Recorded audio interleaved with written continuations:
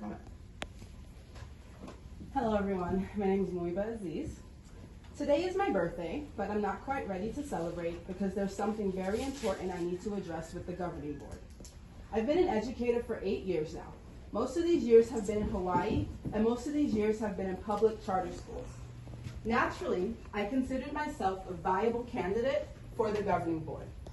The Kona Pacific governing board decided otherwise. Apparently, upon receiving my application, the administration flagged me as someone who willingly disregarded COVID policies last year. And for that reason, my application was given a pass, without so much as a conversation. What's worse, I have never disregarded COVID policies at this school, and when I asked for any sort of elaboration or documents regarding the alleged event, I was met with unclear recollections and a blatant unwillingness on Mr. Hosler's part to investigate. Translation: Ms. Aziz, we don't care enough to check the facts. To be clear, I'm not upset that I wasn't selected. I'm upset that the only reason why is based on a fabricated story that none of you can corroborate. I may never know the real reason my application was denied, but I know that the reason I was given was slanderous, defamatory, and discriminatory at best. For too long, people like you have been telling people like me, you don't belong.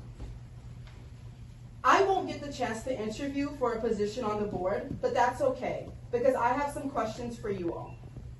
Number one, did you even read my application? Number two, do you always favor your own prejudices and biases before the betterment of the school? Number three, does having irrational control matter more to you than having a board with diverse backgrounds and perspectives? Even with my impressive resume, Mr. Esel's words, not mine, you refuse to grant me so much as a phone call. You don't want to extend your prejudices to learn more about me. So I'll tell you about my son instead.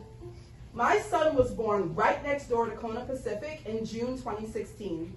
His favorite color is blue, and he'd trade anything for a game of Minecraft. I instill in him that if you put your best foot forward, you can expect a fair shot. I don't know how to explain to him that mommy was denied a fair shot based on what? A story you can barely recall, let alone prove. If that's what the leaders of this school stand for, we hereby resign as members of this community. We always intended to keep my son in this school through to 8th grade. We had every intention to enroll my daughter in the preschool program and have her follow suit.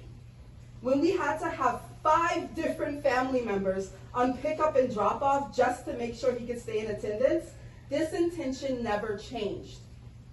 When we had to quarantine him for 20 days and missed his first picture day, this intention never changed.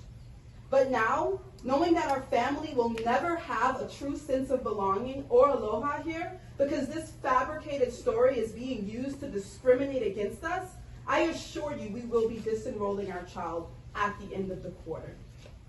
To the parents listening, I urge you to demand more from the leadership at this school. To you, the governing board, I ask, we're upholding your prejudices worth losing a value add to your school and further tarnishing the Kona Pacific reputation. I ask that you take a deep and critical look at your complete lack of accountability here. Thank you sincerely for your time. Thank you. So we have somebody online that wants to give public comment. Before we do that, did PJ? PJ has joined us. He was able to get in? PJ, you're shaking your head? Yeah. Okay, he's good. Okay. That's it. Okay.